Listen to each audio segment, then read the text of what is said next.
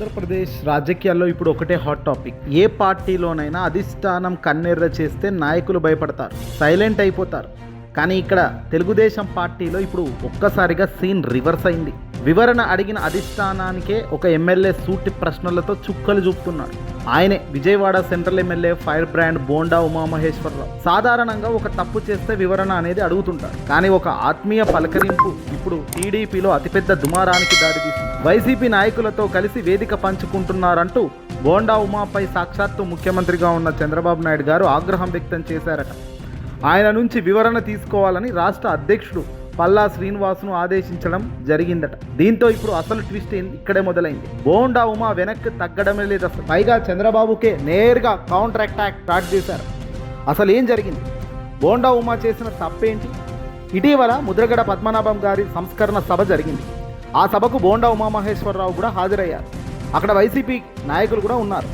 YCP కీలక నేత అంబటి రాంబాబు అక్కడ ఎదురయ్యాడట బోండా ఉమాకు. కేవలం ఒక తోటి రాజకీయ నాయకుడిగా మర్యాదపూర్వకంగా పలకరింపు జరిగింది అంతే. దానికే టీడీపీ హైకమాండ్ ఇప్పుడు గుర్రుగా ఫైర్ అయిపోయింది. కానీ బోండా ఉమా వర్షన్ వేరేలా ఉంది. నేను వెళ్ళింది వైసీపీ నాయకులు పెట్టిన సభకు కాదు, మన కూటమిలోని జనసేన పార్టీ మాజీ నాయకుడు దాసరి రాము నిర్వహించిన సభకు వెళ్ళాను.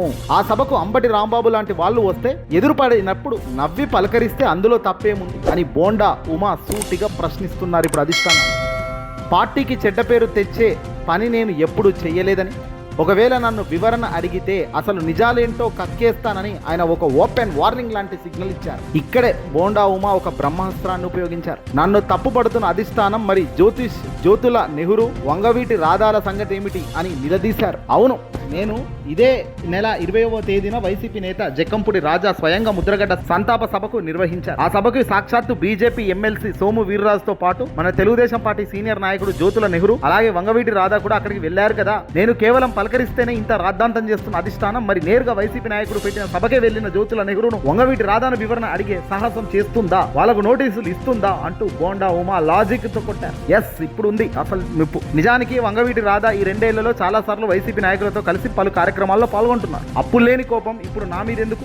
నేను సాఫ్ట్ టార్గెట్ దొరికాననా అన్నది ఉమా అంతరంగం. వాళ్ళ జోలికి వెళ్తే పార్టీ తట్టుకోలేదన్న భయం టీడీపీకి ఉందా అన్న అనుమానాలు ఇప్పుడు వ్యక్తమవుతున్నాయి. అయితే చంద్రబాబు నాయుడు గారు నిజంగా చేస్తున్న దానికి, ఆయన ఆచరించే విధానానికి ఎవరు డైరెక్ట్ చేస్తున్నారు అని కూడా మొత్తం దారుణమే. సాధారణంగా ముద్రగడ గారి పద్మనాభం గారి సంస్కరణ సభకు వెళ్తే అక్కడ వైసీపీ నాయకుడు అంబటి రాంబాబు కలిస్తే బాగున్నారా అని మాట్లాడుకోవడం సర్వసాధారణం. రాజకీయాల్లో ఇలాగే ఉండాలని కూడా పైన గొప్పలు చెప్తారు కదా చంద్రబాబు నాయుడు గారు. మరి ఇప్పుడు ఆయన మాట్లాడినందుకు వివరణ ఎట్లా అడుగుతున్నారు? పోనీ నన్ను వివరణ అడుగుతున్నారు. మరి జ్యోతుల నెహ్రూ పరిస్థితి ఏమిటి? వంగవీటి రాధా లాంటి వ్యక్తులు వైసీపీ నాయకులు పెట్టిన సభకే పోతున్నారు కదా, మరి మీరేమంటారు దాన్ని అంటూ కూడా నేరుగా యుద్ధం ప్రకటించారు. బోండా ఉమా ఈ మధ్య ఒకటే మాట అన్నారు. 2019 ఎన్నికల్లో ముద్రగడ పద్మనాభం ఉద్యమాన్ని టీడీపీ సైలెంట్ గా తీసుకోవడం వల్లే మనం ఘోరంగా ఓడిపోయామని గతంలో 2019 ఎన్నికల్లో అన్నారు.